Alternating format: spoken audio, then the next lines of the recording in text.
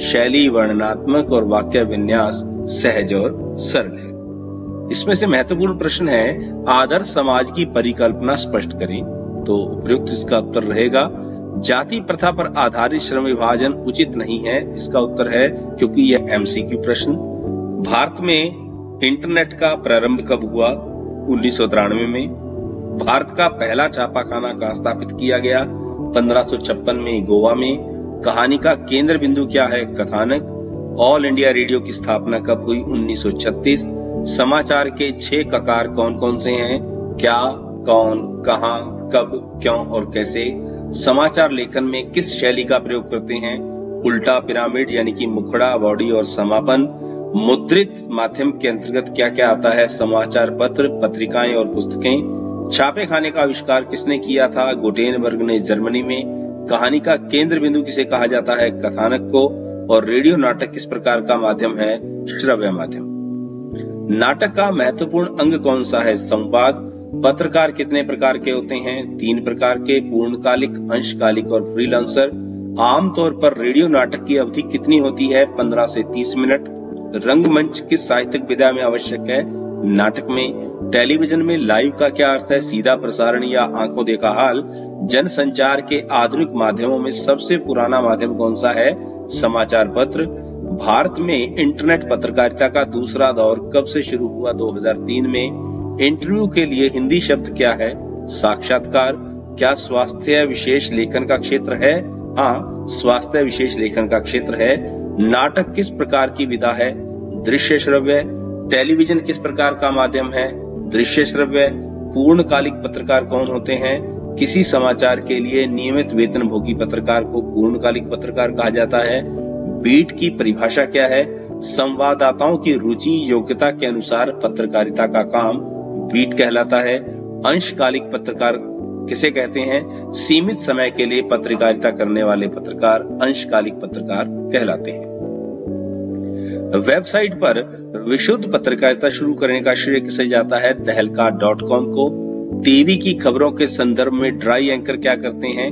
बिना दृश्यों के दर्शकों को सीधे खबर देना। राजस्थान पत्रिका किस भाषा का समाचार पत्र है? हिंदी का। सर्वाधिक खर्चीला जनसंचार माध्यम क्या है? इंटरनेट। सांकेतिक संचार किसे कहते हैं? जब केवल संकेत या इशारे से भाव प्रकट किया जाए उसे सांकेतिक संचार कहते हैं। समाचार कैसे लिखा जाता है? उल्टा पिरामिड शैली में, जिसमें 3 भाग रहते हैं, इंट्रो, बॉडी और समापन। तो ये जो हमने आपको एमसीक्यू प्रश्न बताए 2017 से लेकर 2020 तक के सभी प्रश्न पत्रों में से इनको संकलित किया गया है और यही प्रश्न आपके लिए बहुत महत्वपूर्ण है। इसके बाद हम बात कर रहे हैं दीर्घ उत्तरीय प्रश्नों की, जो केवल 9 प्रश्न बनते हैं। अगर आप इन 9 प्रश्नों को भली भांति इनके संकेतों को जान लेते हैं, समझ लेते हैं, तो आपका एक प्रश्न इनमें से आपको प्रत्येक कोड में मिल जाएगा। तो प्रश्न कौन कौन से हैं? सबसे पहले, समाचार कैसे लिखा जाता है? स्पष्ट कीजिए। समाचार उल्टा पिरामिड शैली में लिखा जाता है, जिसमें इंट्रो, बॉडी और समापन रहता है। इसकी व्याख्या आपको करनी है। कविता के प्रमुख घटक कौन से हैं? कविता की भाषा, कविता के अंदर जो शब्द हैं, जो छंद है, जो उसकी सामयिकता है। सामयिकता मतलब वो उस दौर की कविता है, किस दौर की कविता से उसका आप संबंध जोड़ रहे हैं। सामासिकता, कम शब्दों में बड़ी बात को कहना। और इसके अलावा जो कविता है वो प्रतिभा के ऊपर आधारित है। हर एक व्यक्ति कविता रचना नहीं कर सकता। तो ये कविता के प्रमुख घटक हैं। इसी प्रकार अगला प्रश्न है, फीचर से आप क्या समझते हैं? ये कैसे लिखा जाता है? तो सुव्यवस्थित, सृजनात्मक और आत्मनिष्ठ लेखन, इसे फीचर कहा जाता है। इसकी कोई शैली निश्चित नहीं है। जैसे समाचार की उल्टा पिरामिड शैली होती है, तो इसकी कोई शैली नहीं है। उद्देश्य क्या है इसका? उद्देश्य है सूचनाओं के साथ साथ मनोरंजन करना, जिसमें लेखक अपनी राय भी प्रकट कर सकता है। इसकी कोई शब्द सीमा निर्धारित नहीं है। भाषा सहज, सरल, प्रवाहमय और मन को छूने वाली होनी चाहिए। ये फीचर के बारे में बात है। विशेष लेखन की भाषा और शैली का विवेचन कीजिए। किसी खास विषय पर सामान्य लेखन से हटकर लिखे गए लेखन को क्या कहा जाता है? विशेष लेखन कहा जाता है। संवाददाता अपनी रुचि से जुड़े क्षेत्र, विषय से जुड़े मुद्दों, समस्याओं का बारीकी से विश्लेषण करता है और बड़ी सरल और समझ आने वाली भाषा के माध्यम से उसे अपने दर्शकों या अपने पाठकों तक पहुंचाता है।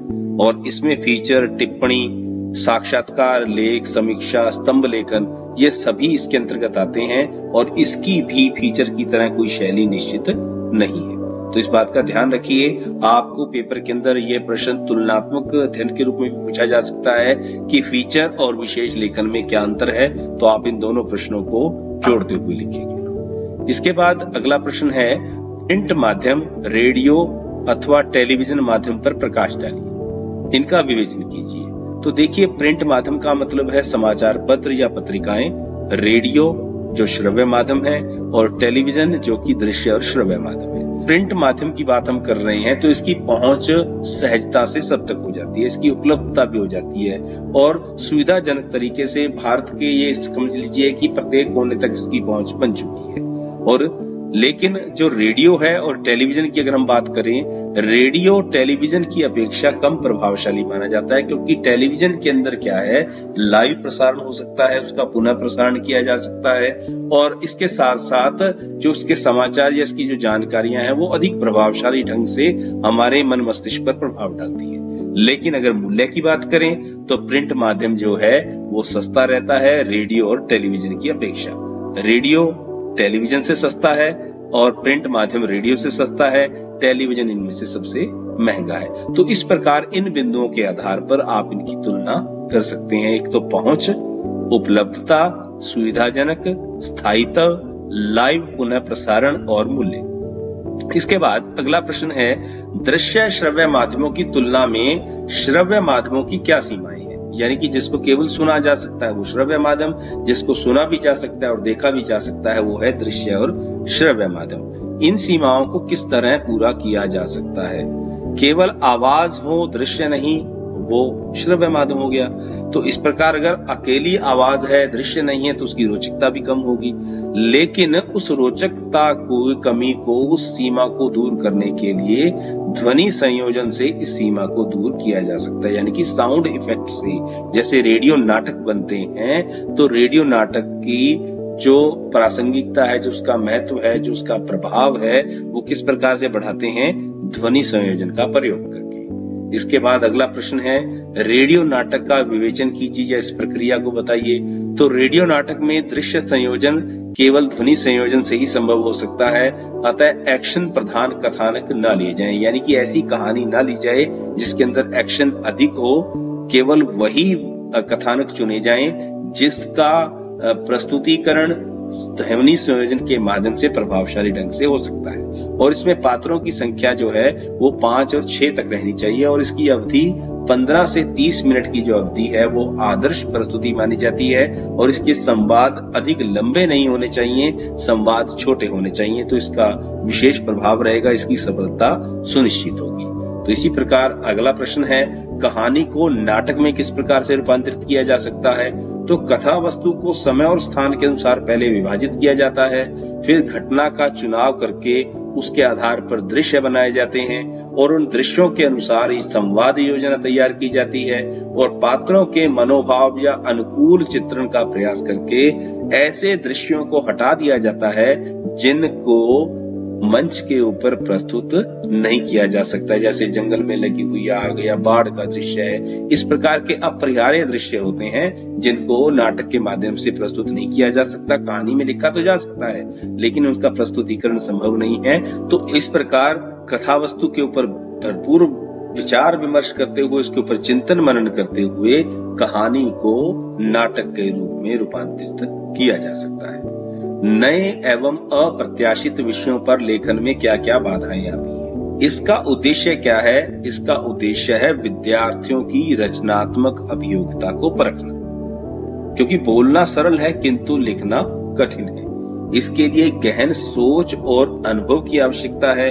भाषा और व्याकरण दक्षता, कई विषय ऐसे होते हैं जिनकी प्रकाशित सामग्री उपलब्ध नहीं होती, ना ही पुस्तकें उपलब्ध होती है और ना ही नेट पर उनकी सामग्री उपलब्ध होती है। तो ऐसे विषयों को लिखने में इस प्रकार की बाधाएं आती हैं। तो आप अगर इन 9 प्रश्नों को, इनके संकेतों को समझते हुए तैयारी करेंगे तो 5 अंक का प्रश्न आपको इन 9 प्रश्नों में से अवश्यमेव मिल जाएगा। इसके बाद हम बढ़ते हैं अगले प्रश्न की ओर। जो 5 अंक का प्रश्न अभिव्यक्ति और माध्यम के अंतर्गत पूछा जाता है, उनमें 2017 से 2020 तक के जो प्रमुख उपविषय रहे हैं वो हैं अध्यापक और शिष्य, अपने विद्यालय के बारे में, मित्रों की बातचीत, बाढ़ का प्रकोप, अच्छे दिन, जातिवाद की समस्या, एक कामकाजी औरत, सावन की पहली झड़ी, रविवार या हाट बाजार, गरीब दुकानदार। तो आप अगर इन उपविषयों का अभ्यास कर लेते हैं अपने अध्यापक के मार्गदर्शन में, तो निश्चित तौर पर संभावना है कि इनमें से कोई ना कोई प्रश्न आपको अपनी परीक्षा में अवश्य मिलेगा। इसके बाद है व्याकरण खंड। व्याकरण के 10 अंकों के प्रश्न आपको पूछे जाते हैं। प्रत्येक प्रश्न 1 अंक का ही रहता है और हमारे पास 4 उपविषय हैं, समास, अलंकार, संधि और वाक्य शोधन। तो अलंकार संबंधी प्रश्न जो है हमारे पास जो प्रश्न आते हैं, लगभग ये हमारे पास 7 अलंकार हैं जिनसे संबंधित प्रश्न पूछे जाते हैं। अनुप्रास, यमक, श्लेष जो कि शब्दालंकार हैं, उपमा, रूपक, उत्प्रेक्षा और मानवीकरण ये अर्थालंकार हैं। इनमें से जो प्रश्न है वो परिभाषा सहित आपको उदाहरण देकर उसका उत्तर देना होगा और एक आपको उदाहरण दिया जाएगा, आपको पहचान करनी होगी कि ये कौन सा अलंकार है। तो सबसे पहले अनुप्रास अलंकार, जब एक ही वर्ण की आवृत्ति बार बार हो तो वो अनुप्रास अलंकार है, जैसे कि रघुपति राघव राजा राम, पतित पावन सीताराम। यमक अलंकार, 2-1 जैसे शब्दों का प्रयोग किंतु उसके अंदर अर्थ भिन्न हो, जैसे काली घटा का घमंड घटा, तो यहाँ पे घटा का अर्थ है बादलों का उमड़ना और घटा का अर्थ है कम होना। श्लेष अलंकार, जब किसी एक ही शब्द प्रयोग पर 2 भिन्न भिन्न अर्थ चिपके हों तो उसे हम श्लेष अलंकार कहते हैं, जैसे रहीमन पानी राखिए, बिन पानी सब सून, पानी गए ना उबरे, मोती मानस चून। यहाँ पे पानी के 3 अर्थ हैं। पानी मोती के लिए चमक का, मनुष्य के लिए इज्जत का और आटे के अर्थ में इसका जल के रूप में प्रयोग किया गया है। और इसके पश्चात हम बढ़ते हैं शब्दालंकार की ओर। उपमा अलंकार, जहां पर उपमेय की उपमान से तुलना की जाए। इसके वाचक शब्द हैं सा, से, सी, सरिस, ये इसके वाचक शब्द हैं, जैसे मुख, चंद्रमा सा, सुंदर। तो मुख की जो तुलना की गई है वो किसके साथ की गई है? चंद्रमा के साथ की गई है। इसके बाद है रूपक अलंकार, उपमेय और उपमान में अभेद। इसमें वाचक शब्द रूपी रहता है। चरण रूपी कमल या कमल रूपी चरण की हम बात करते हैं, चरण कमल बंदो हरिराई। तो चरण कमल, चरण रूपी कमल या कमल रूपी चरण, तो यहाँ पे ये रूपक अलंकार है। उसके पश्चात है उत्प्रेक्षा अलंकार, उपमेय की उपमान में कल्पना या संभावना, जैसे मुख मानो है चंद्रमा। तो इसमें आपको जो वाचक शब्द मिलेंगे वो मिलेंगे जानो मानो, ज्यों त्यों, जानहूं या मानहूं, ये आपको वाचक शब्द मिलेंगे। तो वहां पे ये उत्प्रेक्षा अलंकार है। मानवीकरण अलंकार क्या होता है? प्रकृति के जड़ रूप में चेतना या मानवीय क्रियाओं का आरोप, प्रकृति को मनुष्य की भांति व्यवहार करता हुआ समझना।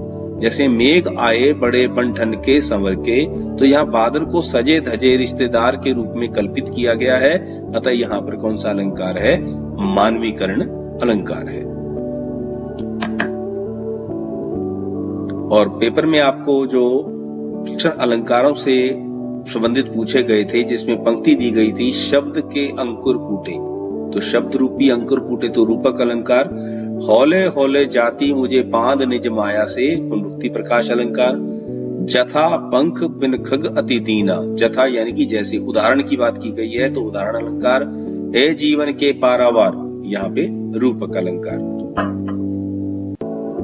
इसके बाद समास, 2 या 2 से अधिक पदों का मेल क्या कहलाता है? समास कहलाता है। इसके मुख्य 4 भेद हैं, कुल 6 भेद हैं। सबसे पहले अव्ययी भाव समास, जिसमें पहला पद अविकारी शब्द होता है और प्रधान होता है, जैसे यथाशक्ति, शक्ति के अनुसार। फिर तत्पुरुष, जिस मस्त पद में दूसरा पद प्रधान होगा, जैसे स्नान के लिए घर, स्नान घर। द्वंद्व समास, जिसमें दोनों पद प्रधान हो, जैसे माता और पिता, माता पिता। द्विगु समास, जिस समस्त पद में पहला पद संख्यावाचक विशेषण हो, जैसे चौराहा, 4 राहों का समूह। कर्मधारय, जिस समस्त पद में विशेषण विशेष्य का संबंध हो, जैसे पीताम्बर, पीले जो वस्त्र। बहुव्रीहि समास, जिस समस्त पद में कोई तीसरा या अन्य पद प्रधान हो, जैसे पीताम्बर, पीले हैं वस्त्र जिसके, श्री कृष्ण की बात की जा रही है, अतः यहाँ पर बहुव्रीहि समास है। अब समास के जो उदाहरण 2017 से 2020 के दौरान पूछे गए हैं, सबसे पहले कनक लता, कनक रूपी लता, कर्मधारय समास, लंबोदर, लंबा है उदर जिसका, गणेश बहुव्रीहि, प्रतिदिन, दिन दिन, अव्ययी भाव समास, राजकुमार राजा का कुमार, संबंध तत्पुरुष, हस्तलिखित हाथ से लिखित, कर्ण तत्पुरुष, आकंठ कंठ तक अव्ययी भाव समास, पन चक्की पानी से चलने वाली चक्की, मध्यम पदलोपी तत्पुरुष, चक्रधर चक्र है हाथ में जिसके, बहुव्रीहि, वन गमन वन को गया हुआ, कर्म तत्पुरुष, ज्ञान कोश ज्ञान का कोश, संबंध तत्पुरुष, हलधर हल को धारण किया है जिसने यानी कि बलराम, बहुव्रीहि, चतुर्वेद चार वेदों का समूह, द्विगु समास, पद यात्रा पद से की यात्रा, कर्ण तत्पुरुष, अल्पाहार थोड़ा है जो आहार, इसमें सिर्फ समास विग्रह पूछा था, अनुचिंतन चिंतन के योग्य, अव्ययी भाव समास, दोपहर दो पहरों का समूह, द्विगु, पंजाब पांच आबों का प्रदेश विशेष, बहुव्रीहि, दशानन 10 हैं आनंद जिसके, रावण, बहुव्रीहि। इसके बाद अगला हमारा उपविषय है वाक्य शोधन। इसमें से भी 3 अंकों के प्रश्न आते हैं। काले रंग के अंदर आपको वाक्य दिया गया है, उसमें अशुद्धि है, और जो लाल रंग के अंदर वाक्य लिखा गया है उसका शुद्धतम रूप है। और सबसे पहला वाक्य है, गीदड़ बड़ा चालाक होता है, इसका शुद्ध रूप है, गीदड़ चालाक होता है। आपकी तो अकल चकरा गई, आपकी अकल चकरा गई। अंधे लोग लाठी के द्वारा चलते हैं, अंधे लाठी के सहारे चलते हैं। आप बेफिजूल की बातें मत करो, आप फिजूल बातें मत कीजिए। वह चाहता क्या है, वह क्या चाहता है, और प्रश्न चिन्ह लगाना है। गधे भौंकते हैं, गधे की जगह पर आएगा कुत्ते भौंकते हैं। सुंदरतापन प्रशंसनीय है, तो सुंदरता प्रशंसनीय है। श्याम और उसका भाई खेलने जाता है, तो उसका शुद्ध रूप है, श्याम और उसका भाई खेलने जाते हैं। उदयपुर में अनेकों झीलें हैं, उदयपुर में अनेक झीलें हैं। मुझे अनेकों भाषाओं का ज्ञान है, मुझे अनेक भाषाओं का ज्ञान है। वह सज्जन पुरुष है, वह सज्जन है। मंत्री जी ने पंजाब की उपलब्धता गिनवाई, मंत्री जी ने पंजाब की उपलब्धियां गिनवाई। पंच परमेश्वर सौदेश्यपूर्ण कहानी है, पंच परमेश्वर उद्देश्यपूर्ण कहानी है।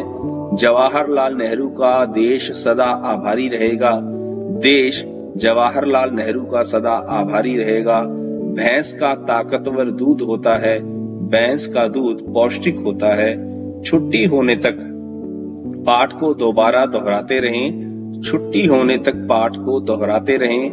निराला जी की कुछ रचनाओं का प्रगतिवाद स्वर है, निराला जी की कुछ रचनाएं प्रगतिवादी स्वर की हैं। इसके बाद अगला उपविषय है संधि। दो वर्णों या ध्वनियों के संयोग से होने वाले विकार या परिवर्तन को संधि कहते हैं। इसके 3 भेद हैं, स्वर, व्यंजन और विसर्ग। तो आपको जो प्रश्न पूछा जाएगा इनमें से एक प्रश्न रहेगा संधि की परिभाषा से संबंधित, और दूसरा और तीसरा प्रश्न रहेगा उदाहरण। तो देखिए, सबसे पहले स्वर संधि। स्वर का स्वर के साथ मेल क्या कहलाता है, स्वर संधि कहलाता है। इसके 5 उपभेद हैं। दीर्घ स्वर संधि, जब हृस्व का हृस्व के साथ या हृस्व का दीर्घ स्वर के साथ मेल होता है तो वो दीर्घ स्वर संधि कहलाता है, जैसे रवि जमा इंद्र, रविंद्र। इसी प्रकार दूसरा उपभेद है गुण संधि। जब अ या आ का इ या ई के साथ मेल हो तो वो ए बनता है, अ या आ का उ और ऊ के साथ मेल हो तो वो ओ बनता है, और अ या आ का री के साथ मेल हो तो वो अर बनता है। जैसे उदाहरण दे रखा है, नर जमा इंद्र नरेंद्र, और पुरुष जमा उत्तम पुरुषोत्तम, महा जमा ऋषि महर्षि। इसी प्रकार वृद्धि संधि, जिसमें दीर्घ स्वर रहेगा ऐ, अ या आ का ए या ई के साथ मेल ऐ बनेगा, अ या आ का ओ या औ के साथ मेल औ बनेगा। जैसे सदा और एव का मेल सदैव, परम जमा औषध का परमौषध। इसी प्रकार यण संधि में ई और ई का मेल अगर अ के साथ होगा तो वो य रहेगा। जैसे अति जमा अल्प अत्यल्प। ऊ और अ का मेल व बनता है, जैसे सु जमा आगत स्वागत। री और अ का मेल र बनता है, जैसे पितृ जमा आज्ञा पित्राज्ञा। इसी प्रकार इसका पांचवा उपवेद है अयादि संधि। ए और अ का मेल अय, जैसे ने जमा अयन नयन। अई जमा अ का मेल आय बनता है, जैसे नई जमा में अक नायक। ओ और अ का मेल अव बनता है, जैसे पो जमा अन पवन। और अव जमा अ का मेल आव बनता है, जैसे पाओ जमा में अक पावक। इसी प्रकार जो व्यंजन संधि है उसकी परिभाषा रहती है, व्यंजन का स्वर या व्यंजन के साथ मेल क्या कहलाता है, व्यंजन संधि कहलाता है। और विसर्ग संधि की परिभाषा है, विसर्गों का स्वर या व्यंजन के साथ मेल विसर्ग संधि कहलाता है। तो सबसे पहले व्यंजन संधि का उदाहरण दिक, जैसे क पे हलंत है तो इसका जब स्वर के साथ मेल हुआ जमा अंबर तो बना ये दिगंबर। इसी प्रकार मनः विसर्गे जमा ज, विसर्गों का रूपांतरण हुआ ओ में, तो इसका जो रूपांतरण या विकार आया है तो उसके बाद जो नया शब्द बना है वो बना है मनोज। तो इस प्रकार रहे हैं उन उदाहरणों की जो 2017 से 2020 के परीक्षा पत्रों के अंदर पूछे गए हैं। तो सबसे पहले है ने जमा अन नयन, सूर्य जमा उदय सूर्योदय, हित जमा उपदेश हितोपदेश, सदा जमा एव सदैव, ने जमा अक नायक, उत जमा लास उल्लास, उत जमा ज्वल उज्ज्वल, परि जमा नाम परिणाम, मनः जमा रथ मनोरथ, निह जमा रस नीरस। प्रत्यंग इसका संधि विच्छेद है प्रति जमा अंग, तल्लीन का तत् जमा लीन, सचिदानंद सत चित आनंद, वागीश्वर वाक जमा ईश्वर, चिदाकार चित जमा आकार, जगत जीवन जग जीवन, रमणीक रम जमा अणीक, चिन्मय चित जमा मय, दुराशा तुह जमा आशा, पुरोधा पुर विसर्गे प्लस धा, निर्धन निह प्लस धन, नमस्ते नमः प्लस ते, पवित्र पौ जमा इत्र, उत जमा डयन उड्डयन, सप्त जमा ऋषि सप्तऋषि और रमा जमा ईश रमेश। हम एक बात स्पष्ट कर देना चाहेंगे कि भले ही आपको समझाने के उद्देश्य से हमने व्यंजनांत जो है उसका उच्चारण किया है, लेकिन उसका व्यंजन का उच्चारण नहीं होता। जैसे हमने कहा है तत् जमा लीन, तो यहाँ जो त पे हलंत लगा है उसका उच्चारण संभव नहीं है क्योंकि इसमें स्वर शामिल नहीं है। तो कृपया इसको ध्यान में रखें कि इसका उच्चारण केवल आपको समझाने के दृष्टिकोण से किया जा रहा है। इसके बाद हमारी अगली पाठ्य पुस्तक है जिसको संपूर्ण पाठ्य पुस्तक के नाम से जाना जाता है, वितान, जिसमें से 2-2 अंकों के 5 प्रश्न पूछे जाने हैं। तो वो 10 अंक आपके इसमें से निर्धारित किए गए हैं। तो सबसे पहला पाठ है सिल्वर वेडिंग। तो प्रश्न इसमें महत्वपूर्ण है जो 2018 में आया है। सिल्वर वेडिंग कहानी के माध्यम से लेखक क्या संदेश देना चाहता है, या सिल्वर वेडिंग कहानी का प्रतिपाद्य स्पष्ट कीजिए। कहानी में 3 संवेदनाएं विस्तृत रूप से मुखरित हुई हैं। कहानी में मानवीय मूल्यों को यशोधर बाबू के बच्चों द्वारा हाशिए पर धकेला जाना, और इसके बाद पाश्चात्य संस्कृति का प्रभाव या पीढ़ी का अंतराल, ये 3 जो है इसके अंदर संवेदनाएं हैं। परंतु मुझे इन तीनों में से कहानी की मूल संवेदना लगती है पीढ़ी का अंतराल, क्योंकि कहानी की दोनों संवेदनाएं इसी संवेदना के कारण ही उत्पन्न हुई है। तो सिल्वर वेडिंग कहानी का मूल प्रतिपाद्य पीढ़ी के अंतराल को दिखाना है। यशोधर बाबू जहां पुरानी पीढ़ी के प्रतिनिधि हैं और भारतीय आदर्शों, सिद्धांतों, रीति रिवाजों, संस्कारों में, मानवीय मूल्यों में विश्वास रखते हुए उनके बच्चे जो हैं वो नई पीढ़ी के प्रतिनिधि हैं जो आधुनिक व्यवहार, मौज मस्ती और पार्टियों आदि के शौकीन हैं। वेशभूषा तथा परिधान उनको अच्छे लगते हैं। दोनों पीढ़ियों के इस विपरीत आचरण के कारण अक्सर विरोधाभास उत्पन्न होता है और ऐसा लगने लगता है जैसे नई पीढ़ी पाश्चात्य संस्कृति के प्रभाव में आकर मानवीय हाशिए पर धकेली जा रही है। इसके बाद अगला प्रश्न है किशनदा के व्यक्तित्व पर प्रकाश डालिए, जो कि 2019 में पूछा गया। किशनदा के चरित्र की 2 प्रमुख विशेषताएं क्या थी? एक तो उनका सरल हृदय। किशनदा एक सरल हृदय व्यक्ति हैं। वे कुमाऊं से आकर दिल्ली में नौकरी करते हैं। अपनी नौकरी के दौरान उन्होंने कई पहाड़ी युवाओं को अपने यहाँ शरण देकर उन्हें नौकरी दिलवाने में सहायता भी की है, और यशोधर बाबू भी अपने करियर को उन्हीं की कृपा से बना सके हैं। और दूसरा उनका प्रमुख व्यक्तित्व का जो गुण है वो है संस्कारवान। किशनदा एक संस्कारवान व्यक्ति हैं। यशोधर बाबू के व्यक्तित्व का निर्माण करने में उनका महत्वपूर्ण योगदान रहा है। उन्होंने यशोधर बाबू में सुबह सैर पर जाने, सवेरे शाम पूजा पाठ करने इत्यादि के संस्कारों को शामिल किया है। इसके बाद यशोधर बाबू की पत्नी समय के साथ ढल सकने में सफल रही है, लेकिन यशोधर बाबू असफल रहती हैं, ऐसा क्यों? बहुत ही महत्वपूर्ण प्रश्न है। समय के साथ ढल सकने में यशोधर बाबू कैसे असफल होते हैं? मूलतः यशोधर बाबू और उनकी पत्नी दोनों ही आधुनिक सोच के नहीं है। फिर भी यशोधर बाबू की पत्नी समय के साथ ढल सकने में अर्थात तथा कथित आधुनिक बनने में सफल होती है, क्योंकि एक तो बच्चों का प्रेम अपने प्रति बनाए रखना और उनकी मातृ सुलभ मजबूरी है। दूसरे, वह यशोधर बाबू से जवानी के दिनों में संयुक्त परिवार में स्वयं को अत्यधिक दबाए रखने का बदला भी लेना चाहती है। और दूसरी ओर यशोधर बाबू समय के साथ ढल सकने में असमर्थ रहते हैं, क्योंकि एक तो वे पुरातनपंथी हैं और दूसरे, उन पर उनके आदर्श किशनदा के विचारों का इतना अधिक प्रभाव है कि वह चाहकर भी समय के साथ नहीं ढल पाते। इसके बाद अगला पाठ है जूझ। जूझ पाठ के जो महत्वपूर्ण प्रश्न है उसमें एक प्रश्न है, गुड़ के विषय में दादा के व्यापारिक ज्ञान पर प्रकाश डालिए। यह प्रश्न जो है वो निरंतर पूछा गया है 2017 से 2019 तक।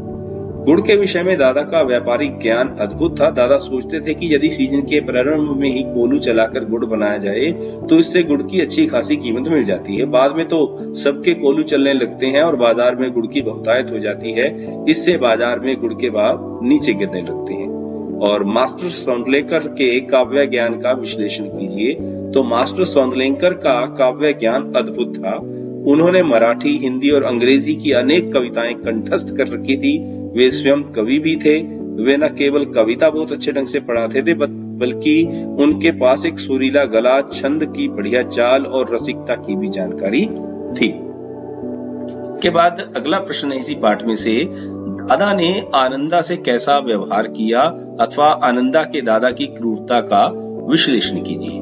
दादा ने आनंदा के साथ बड़ा ही तानाशाही व्यवहार किया। आनंदा जब 5वीं कक्षा में पढ़ता था, यानी कि लेखक जब 5वीं कक्षा में पढ़ता था, तब दादा ने उसकी 5वीं कक्षा की परीक्षा दिलाए बिना ही उसे पढ़ाई से रोक दिया था। दत्ताजी राव के कहने पर दादा ने जब उस विद्यालय में दोबारा दाखिला कराया, तब उसके सामने खेत में पानी देने, पशुओं को चराने की शर्त भी रखी कि अगर तुम खेत में पानी देने जाओगे और पशुओं को चराओगे तभी तुम आगे बढ़ सकते हो। इसके बाद मंत्री नामक मास्टर के व्यक्तित्व का वर्णन कीजिए अथवा मंत्री नामक मास्टर की कक्षा में सभी लड़के घर से पढ़ाई करके क्यों आने लगे। मंत्री नामक मास्टर जी गणित पढ़ाते थे। वे सवाल बहुत अच्छी तरह समझाते थे। किसी का एक आध सवाल गलत हो जाता तो उसे वे अपने पास बुलाकर समझाते थे। एक आध लड़के की कोई मूर्खता दिखाई दी तो उसे वहीं ठोक देते। इसी से सब बच्चे उनसे डरने लगे और गणित का काम करके आने लगे। और बहुत ही महत्वपूर्ण प्रश्न, जूझ कहानी के माध्यम से लेखक क्या संदेश देना चाहता है? तो जूझ मराठी के प्रसिद्ध साहित्यकार, प्रसिद्ध कथाकार डॉक्टर आनंद यादव का बहुचर्चित आत्मकथात्मक उपन्यास है। यह पाठ उनके उपन्यास का एक अंश है। इस पाठ का मुख्य भाव जूझ यानी कि संघर्ष का सजीव चित्रण करना है। इस पाठ में लेखक ने एक किशोर के देखे और भोगे गंवई जीवन के खुरदरे यथार्थ और उसके रंगारंग परिवेश की अत्यंत विश्वसनीय गाथा प्रस्तुत की है। पाठ एक किशोर पाठशाला जाने की इच्छा शक्ति तथा इच्छा पूर्ति का सजीव चित्रण करता है। इस पाठ में हर स्थिति में पढ़ने की लालसा, धीरे धीरे साहित्य, संगीत और अन्य विषयों की ओर बढ़ते एक किशोर के कदमों की आहट सुनी जा सकती है। इसके अतिरिक्त यह पाठ भाषा अध्यापकों को भी कक्षा में सुर, ताल, लय, अभिनय के साथ कविता पाठ करने की प्रेरणा देता है। अगला पाठ है अतीत में दबे पांव। इस पाठ में से लगभग 2 प्रश्न पूछे जाते हैं, क्योंकि ये पाठ बहुत बड़ा भी है और इतिहास की दृष्टि से महत्वपूर्ण भी है। इसमें पहला प्रश्न है, सिंधु घाटी की सभ्यता में पूरब को बस्ती रईसों की बस्ती कहलाती है, क्यों? नगर की सबसे लंबी सड़क यही है। यह सड़क करीब आधा मील लंबी थी और 33 फुट चौड़ी है। यहाँ 3 तरह के वाहन एक साथ मिले हैं। इस सड़क के दोनों ओर घर हैं, लेकिन सड़क की ओर घरों को सिर्फ पीठ दिखाई देती है। मुख्य सड़क के दोनों ओर नालियां हैं। हर घर में एक स्नान घर है। घरों के भीतर से पानी या मैल की नालियां बाहर हौदी तक आती हैं और फिर नालियों के जाल से जुड़ जाती हैं। बस्ती के भीतर छोटी सड़कें हैं और उनसे छोटी गलियां भी हैं, इसलिए इसे पूर्व की बस्ती कहा जाता है या रईसों की बस्ती कहा जाता है। मोहनजोदड़ो के अजायब घर का वर्णन कीजिए, अथवा मोहनजोदड़ो के अजायब घर में क्या क्या रखा हुआ है। ये 2020 में प्रश्न पूछा गया है। मोहनजोदड़ो का अजायब घर किसी कस्बाई स्कूल की इमारत जैसे छोटे आकार का है। अजायब घर में चीजें प्रदर्शित की हैं वे हैं विकसित सिंधु सभ्यता की झलक दिखाने में काफी है, जैसे काला पड़ गया गेहूं, तांबे व कांसे के बर्तन, मोहरे, वाद्य, चाक पर बने विशाल मृदु भांड, उन पर काले पूरे चित्र, चौपड़ की गोटियां, दिए, माप तोल के पत्थर, तांबे का आईना, मिट्टी को बैलगाड़ी और दूसरे खिलौने, 2 पाटन वाली चक्की, कंघी, मिट्टी के कंगन, रंग बिरंगे पत्थरों के औजार यहाँ मौजूद हैं। पहले यहाँ सोने के गहने भी थे जो अब चोरी हो चुके हैं। अतीत में दबे पाठ में वर्णित बौद्ध स्तूप का परिचय दीजिए। ये 2018 और 19 का प्रश्न है। मोहनजोदड़ो के खंडरों में सबसे ऊंचे चबूतरे पर एक बौद्ध स्तूप है। इसका चबूतरा 25 फुट ऊंचा है। स्तूप का निर्माण लगभग 2600 वर्ष पूर्व का है। चबूतरे पर भिक्षुओं के कमरे बने हैं। यह बौद्ध स्तूप भारत का सबसे पुराना लैंडस्केप माना जा सकता है। इस स्तूप को देखकर दर्शक रोमांचित हो उठते हैं। पुरातत्वविद मोहनजोदड़ो के स्तूप वाले भाग को गढ़ कहते हैं। गढ़ के सामने उच्च वर्ग की बस्ती है। उसके पीछे 5 किलोमीटर दूर सिंधु बहती है। स्तूप के टीले से महाकुंड के विहार की दिशा में उतरा जा सकता है। अतीत में दबे पांव में वर्णित महाकुंड का वर्णन कीजिए। मोहनजोदड़ो में एक तालाब मिला है जिसे महाकुंड का नाम दिया गया है। इसकी लंबाई 40 फुट, चौड़ाई 25 फुट और गहराई 7 फुट है। कुंड में उत्तर और दक्षिण से सीढ़ियां उतरती हैं। उत्तर दिशा में 2 पंक्तियों में 8 स्नान घर हैं। कुंड के 3 तरफ साधुओं के कक्ष बने हुए हैं। कुंड वास्तुकला का एक अनूठा उदाहरण है। इस कुंड में खास बात पक्की ईंटों का जमाव है। कुंड का पानी रिस न सके और बाहर का अशुद्ध पानी कुंड में न आए, इसके लिए कुंड के तल में और दीवारों पर ईंट के बीच चूने और चिरोड़ी के गारे का इस्तेमाल हुआ है। कुंड के पानी के बंदोबस्त के लिए एक तरफ दोहरे घेरे वाला कुआं है। कुंड से पानी को बाहर निकालने के लिए नालियां हैं। इनकी खासियत यह है कि ये भी पक्की ईंटों से बनी है और ईंटों से ढकी भी है। सिद्ध कीजिए कि सिंधु घाटी सभ्यता मूलतः खेतीहर अथवा पशुपालक सभ्यता थी। पहले विद्वानों का यह मानना था कि यहाँ के लोग अन्न नहीं उगाते थे बल्कि उसका आयात करते थे। फिर इतिहासकारों की खोज ने बताया कि यहाँ ज्वार, बाजरा और रागी की उपज भी होती थी। लोग खजूर, खरबूजे भी उगाते थे और झाड़ियों से बेर जमा करते थे। कपास की खेती भी होती थी। कपास को छोड़कर बाकी सबके बीज यहाँ मिलते हैं और उन्हें परखा गया है। कपास के बीज तो नहीं पर सूती कपड़ा मिला है। ये दुनिया में सूत के सबसे पुराने नमूनों में से एक है। ये लोग सूत का निर्यात भी करते थे। अतः सिद्ध है कि सिंधु घाटी जो सभ्यता